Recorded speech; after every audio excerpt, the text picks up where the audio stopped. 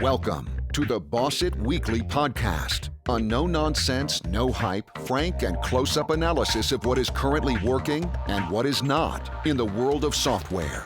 The Boss It podcast is packed with major takeaways for software business owners and managers. So, let's begin. And we're off again, another Boss It podcast. My name is Mark Edwards, and we've got another guest to speak to.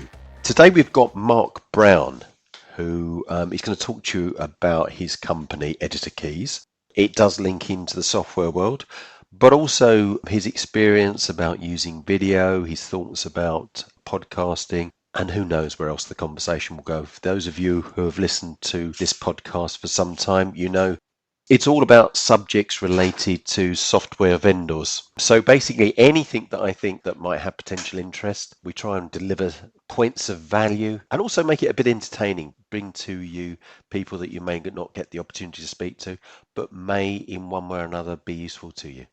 So Mark Brown, welcome to Boss It. Thank you for coming on. Oh, thanks very much for having me. It's good to be here. Have you been on many podcasts before?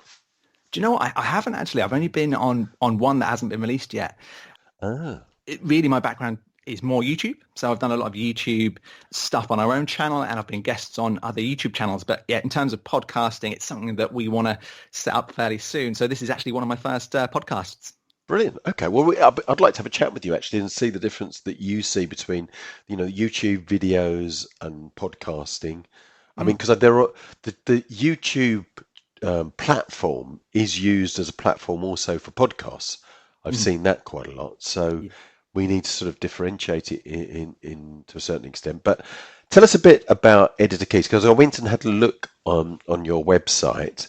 And there was a couple of things there, and I thought, that would be quite nice to have. That will make a difference.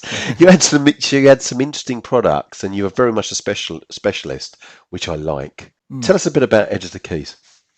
So way back, it started in about 2005, and I had, I'd been to uni, and I was always really into video editing and the editing process. And so I left uni, and I'd saved up all the spare change I had for an editing PC, and I mean, they're still expensive now, but even then in sort of 2005, they were a lot more expensive. Yes. And the last thing I wanted was this kind of like a shortcut keyboard. I'd seen one in an edit suite before, but they were like £600 or £700, and it was almost the cost of, main parts of the PC again. So I thought there's got to be a way I can transform kind of the keyboard I already had with this PC into an editing keyboard. And essentially there wasn't anything out there. So it really started out as something that I wanted myself. So we designed these essentially kind of like plastic veneers that you could stick over your own keyboard keycaps. And then they would give you the keyboard shortcuts for video editing programs like Adobe Premiere or Photoshop, or audio programs like Adobe Audition. And we just started off there, basically. We started off really as a hobby business. We started out on eBay, and I used to work in TV as well. I used to work on things like the Jeremy Kyle show and Trisha and the talk shows for ITV. And just as it grew and grew and grew, we got into making actual physical keyboards as we went along, and then supplying companies like the BBC and ITV and different companies in America. So it's really grown over the last sort of 10, 15 years into much more of a hardware-based business. We now do microphones and the vocal booths that you've seen as well. And I just think since the explosion of video and video platforms, we've really gone from being kind of like a specialist niche company, delivering products for these specialist video companies to actually everyone, really. Before you go any further, explain what is an editor keyboard in layman's terms, because I think there'll be some people who know immediately what you're talking about. There'll be others that have got a vague idea, and there'll be some who will be completely baffled already what you mean in that respect. So what's the difference between a normal keyboard and an editor keyboard, and why does somebody need it? Yeah, definitely. So, of course, we're all familiar with a usual keyboard. And when you're in a program like Microsoft Word, your keys would obviously type. You've got the standard letters on there. When you're in an editing program where you're cutting videos together or you're producing music, for example, those keys no longer do those letters. So, if you press H in a Premiere video editing program like Premiere, it's not really going to do anything. It's not going to type letters out unless you're making a title. So each of those keys on your shortcut actually have a shortcut built into them. So if you're editing video, you might press the J key and that'll rewind your video footage. You might press R and that will bring in some audio from an external hard drive. Each one of those keys will have multiple shortcuts. So you can actually kind of use your keyboard as a controller. So essentially what we do is we produce these color-coded shortcut keyboards, and then they contain all of the shortcuts for your program of choice. We're going to do some for various other sort of 3D programs, but at the moment it's mainly video, design, and music production.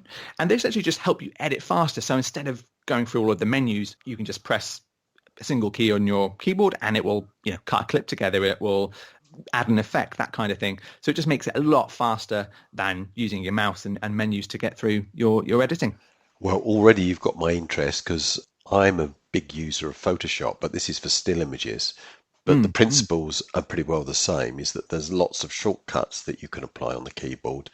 And basically, I mean, with a program like Photoshop, it's so big, nobody knows all of it. No. And it's to what degree you know it. But there are a lot of useful shortcuts. Have you got any plans to do a Photoshop editor keyboard? We do actually have Photoshop already. Yeah, we've Wow. got a backlit keyboard, and then we do these keyboard cover skins as well. So if you own a Mac or a MacBook Pro, we do these very thin kind of silicone covers that kind of act as protection against dirt and spills, but they've also got all of the Photoshop keyboard shortcuts on there too. So I'll send you a link for one of those after this. What a great idea! Where have you been?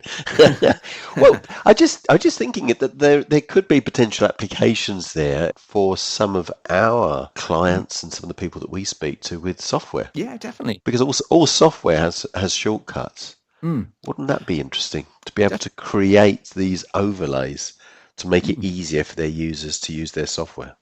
Yeah, definitely. And well, I mean, we have keyboards for your kind of popular programs like all of the Adobe suites, Final Cut, all of those kind of programs. But we've done custom jobs for airlines, for the check-in desks, for stock trading companies. So anything really where you are doing like a workflow, even like a till at a shop. You've probably seen similar ones when you go into Tesco or somewhere. They just press the bananas button rather than typing in bananas every time. Yes. To access that part of the till. That is really interesting. I was talking to a client just last week, and they were explaining to me about some of the issues that they've had in selling their software. And there's a great benefit. There's a great sort of return on investment in using their software. But actually, when you start to dig down, the biggest issue or the biggest hurdle they have to overcome is user adoptance, because users are busy with their heads down providing a service within an organization, and they have the practices, the way that they work today. When new software is introduced, part of the art is first of all to make sure that those users are motivated to learn in order to make the change, because they probably, over a period of weeks, months, maybe years, that they've been working in the way that they as is today. Yeah. They're probably quite proficient. It may be less efficient, but they know it and they're comfortable with it. To get them to make a change, you have to first of all get them motivated, but then there is a learning curve where probably their productivity will go down a bit whilst they change. I mean, it's a bit like me with Photoshop. I learnt Photoshop as my first image processing solution. Fortunately, it was Photoshop and it wasn't a lesser bit of software, because Photoshop from the perspective of still images can do pretty well everything. Yeah. But my motivation now to learn, for instance, Lightroom or another product is greatly diminished, because I think actually I'm comfortable with Photoshop. I can do it, and it can do everything that I need it to do. But there is an issue if you're going to be going into an organization. The CEO of the company may be sold on the benefits that the solution can provide. And this particular client had been talking to a company for quite a long time and knew that there was massive benefits for the company. And he actually arranged to have the solution, the software, put in free of charge. And he said, I'm so convinced, use it free of charge, he said, and then if it works for you, then pay me. He put it in, and after a week, they said, sorry, we just couldn't make the change. They've stopped using it. And it's that change. And I mean, something like you're talking about may have made that learning curve Mm. perhaps less steep.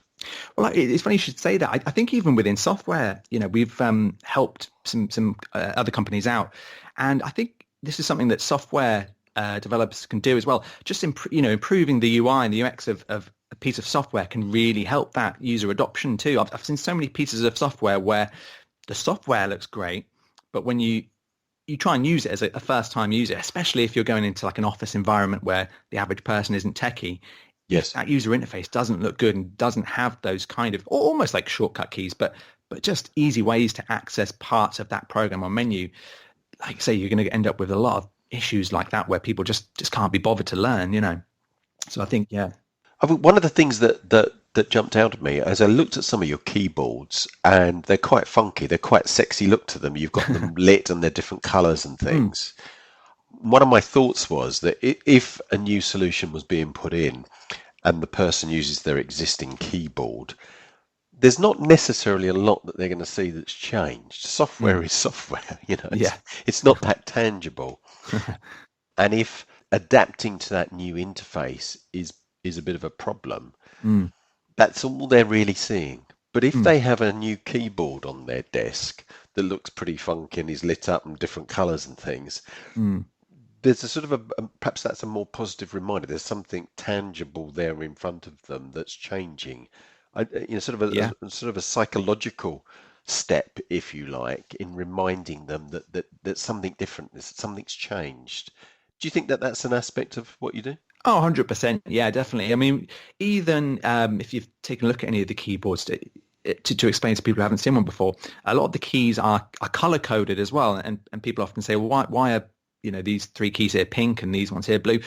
What also happens in part of this process of designing these keyboards is similar tools within a workflow are the same color. So it actually helps your brain find that Yes. next tool in the next order. So if you're cutting a clip together, you may be using, say, for example, the play, fast forward, rewind buttons, that kind of thing.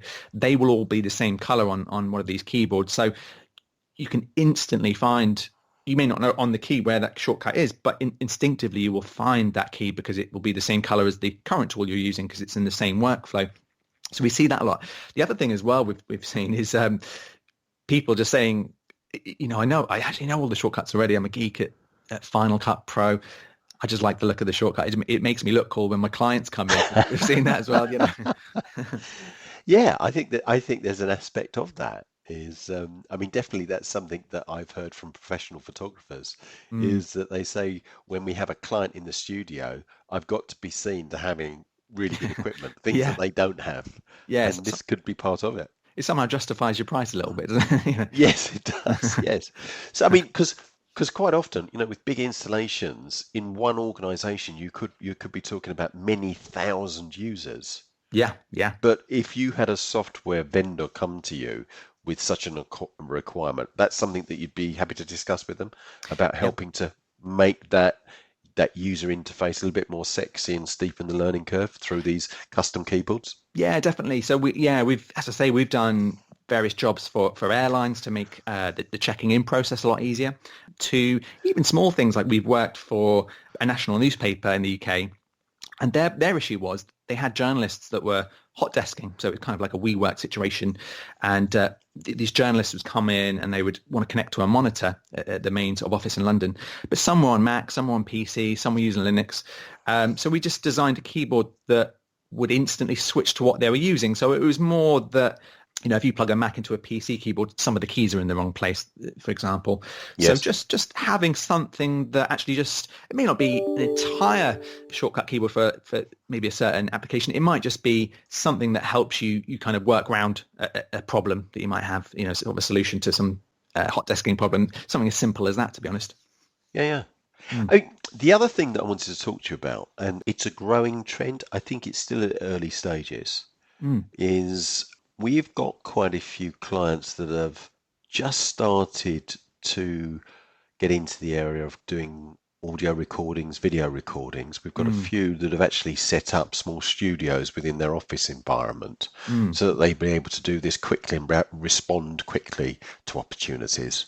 And I think the really smart companies, they know that with marketing, you need to be fast and responsive, and they're wanting to do something in their office rather than relying on a third party to do this. And they also want to get their people in front of the camera. They want to get their people heard, because that also helps as regards conveying the personality of the organization, the professionalism, that sort of thing.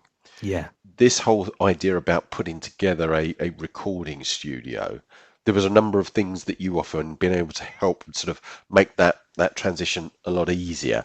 Let's talk first of all a little bit about sound quality, because that really is important.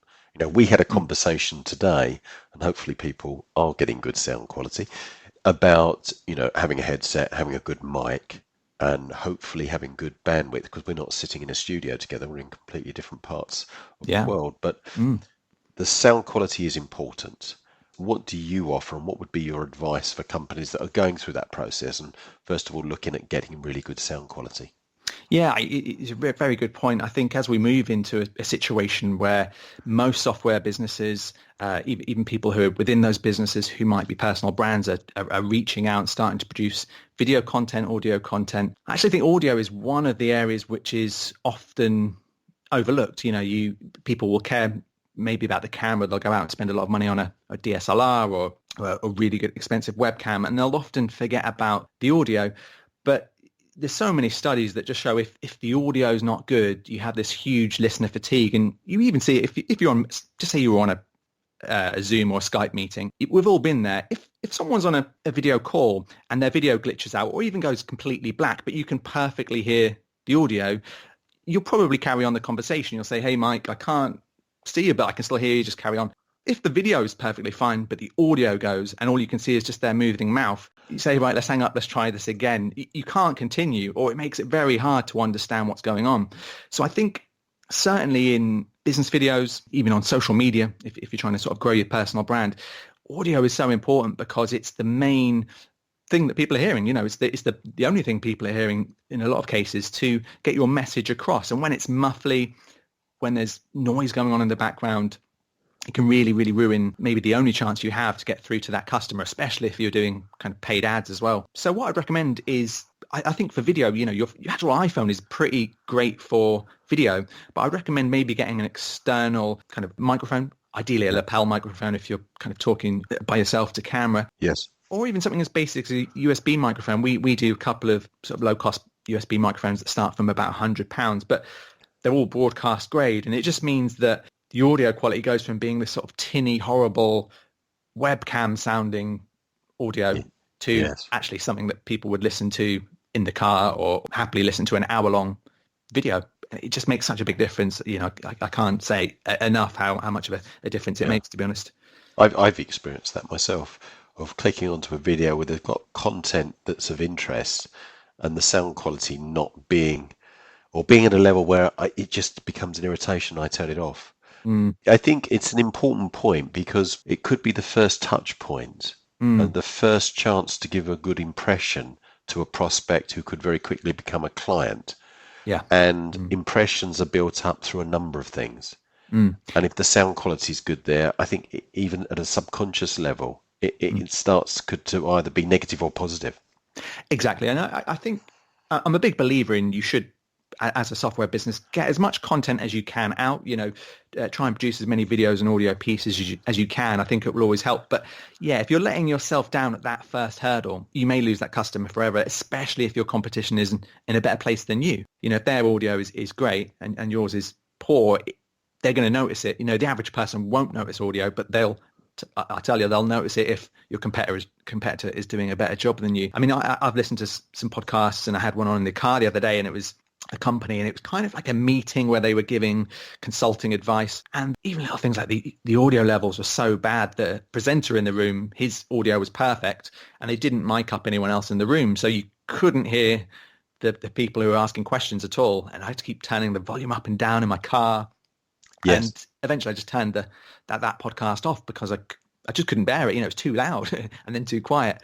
So it just makes the whole journey for your customers so much more enjoyable. And as I say, it's not an expensive thing to do. You can get iPhone lapel mics, little wired ones from places like eBay for £20-30, and it makes such a huge difference. If you're planning on doing it on a regular basis, I would say, move up to a USB microphone. And they're so simple to use now. You just plug them in, select them, and that's all there is to it. So it's not a hard thing to do either. I think in terms of video, if you're already sort of trying to get someone in your team to get a big DSLR, you'll know from being a photographer, they are a little bit tricky to learn, Yes. But a microphone is essentially plug in, make sure it's on, tap it, and you're good to go, really. And you've already taken your audio game from sort of 0 to 100 in one step. Yes, it's a simple step that you can make and improve the customer experience without a great deal of cost and without a great deal of complexity. So why wouldn't you make it? That's my sort of attitude towards it. There's a number of other things that I've seen that you also offer. Maybe take us through a few of those things, because there are various I can't remember the actual technical name, but sort of like filters that you can place in front of the microphone, sort of like baffles and different things. And then obviously the vocal booths. Perhaps talk a little bit about that, because I'd seen them and I'd not really paid much attention to them, but the ones that you had, I thought, actually, that's quite practical. That might be something we should look at. Tell us a little bit about those things. Yeah, of course. So we've got kind of an umbrella brand called the Studio Series recording brand that we have. And essentially that came out of having all of these shortcut keyboards for video editing and design. But we found that even if someone is a pretty good video editor or a camera person, they're generally not that bothered about audio, because their passion is video editing, or they just don't have the knowledge. So we started designing these USB mics. We got a request from the BBC.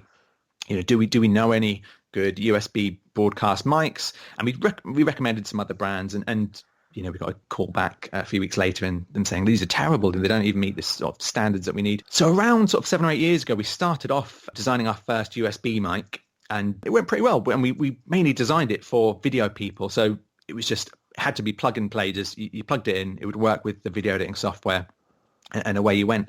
And that's kind of how we got started. So from then, we've seen an explosion in businesses doing video, personal brands doing a lot of video, even young YouTubers in our case, sort of singers, sort of young 13, 14-year-old people just recording songs at home. So we've seen this explosion in home recording, essentially. So then the next thing was, okay, we're recording at home. It's pretty echoey, it sounds terrible. It sounds like I'm in my bathroom. So we designed these items called the portable vocal booths. And essentially, it's like an acoustic surround for your microphone. So it goes onto either your desk with some desk stands, or it can go onto a full floor stand. And you essentially sit your microphone inside this acoustic shield.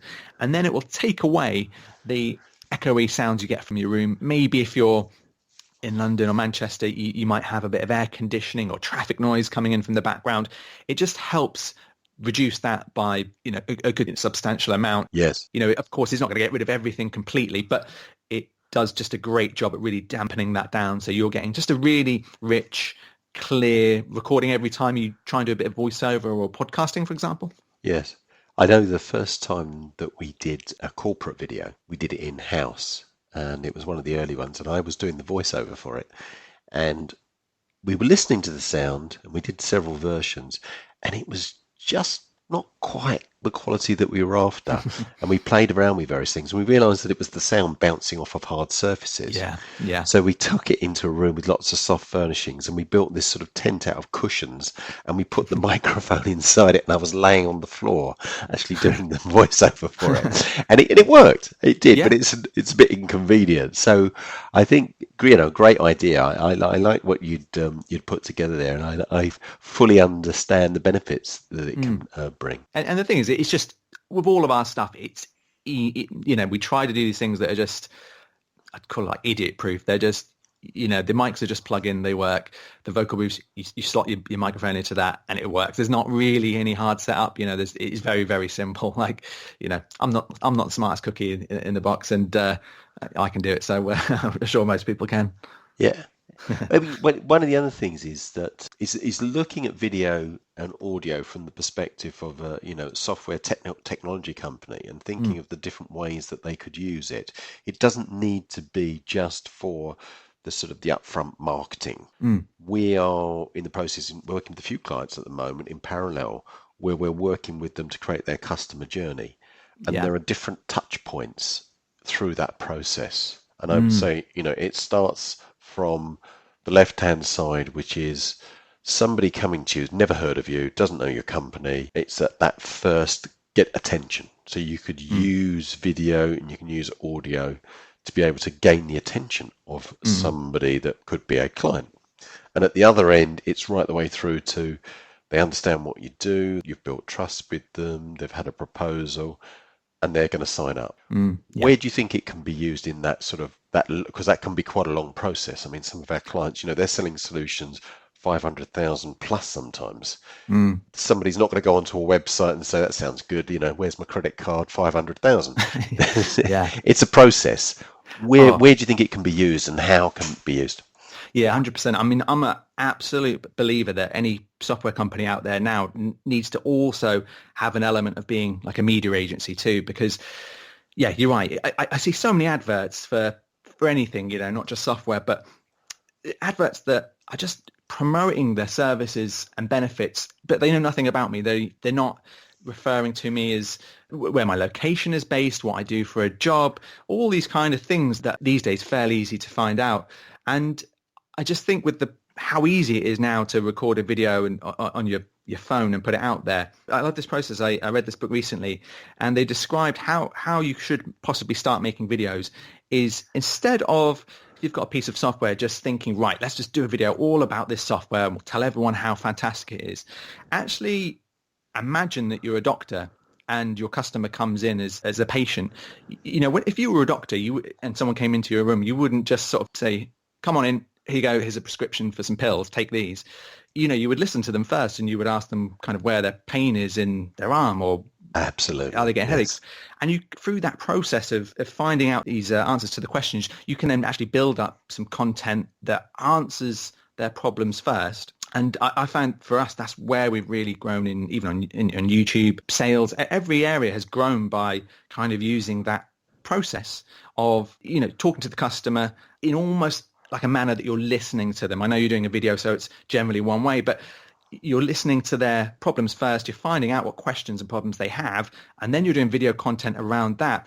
And I'm sure you've done some of this as well, Mark, where it's not actually necessarily about your software to start with. No. It could be about something else the customer is facing. It's probably loosely related to software in the end, but the problem of usually a lot of software use cases isn't that they don't have your software. It's a problem that they don't know how to maybe do their accounts fast or. You've probably sparked upon one of my pet hobby horses here, which is that software vendors are in love with their own software. Yes, yeah. And the problem is that they just want to talk about it. I mean, I'm giving away a secret here, but I go on to a lot of software vendors' websites. The very best, so I'd mentioned before that we have got an ongoing study looking at, it's over 400, it's probably approaching 450 now, of the fastest growing software companies. And we look at those companies and we study them and we look at them from all angles. And you would think this has been done before, this study. It hasn't. It's only ever been done looking at the financial results and parameters of these companies because it's been done by people from the financial world. So they look at it from a particular perspective. We try and look at it from all angles, which is basically saying, why are these companies successful? So as part of that study, I've actually done it myself. So I will go on and log on as a potential customer. It's amazing what you uncover is to see the difference between them. And I think that your analogy of the doctor is absolutely spot on, because a doctor will go through a process. He starts by listening to you. He does an examination. He does a diagnosis, then he does a prescription. The good software companies do that. The bad software companies would be like the doctor, for instance. So if you imagine this, you phone a doctor and say, I'm just phoning up because I want to make an appointment to come to see the doctor. And they say, well, hang on a minute, the doctor's here. Let them have a chat with him. And the doctor says, well, what's wrong with you? And you say, well, I've got a pain just down here. And you're talking to them on the telephone.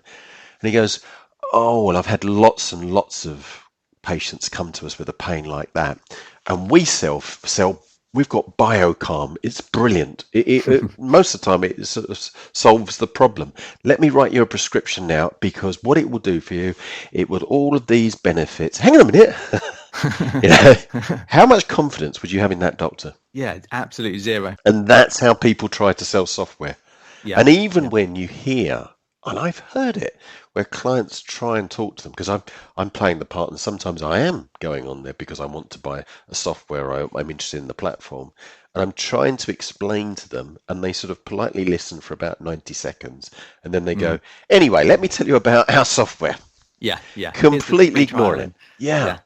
Yeah, yeah. There's a company called Shopify who I think they did a fantastic job. And I'll be honest, I do the same kind of thing that you were saying there, where I like to go on, see what other companies are doing, and just sometimes you spot something really genius. And I noticed on Shopify, I was helping someone else to actually sort of create a website, and they were doing bikes. And so I typed in something like, best e-commerce builder for bikes or something like that. Yes. And then Shopify, I noticed, had a landing page, which was kind of like a usual Shopify landing page, but it was all based around bikes. All the keywords were bikes. The image of the landing page was, we can help you set up a fantastic bike shop. So then I typed in, best e-commerce site for cookie makers.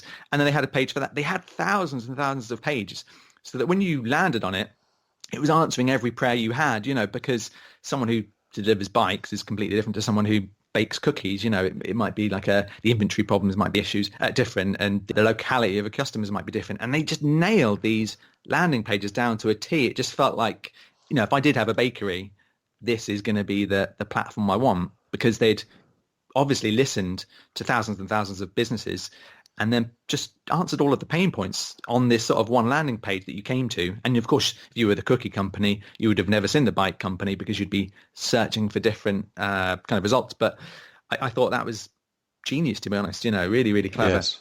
Yes. But it's amazing as well when I'm sure from doing this as well, you get added into people's funnels and you can see You do.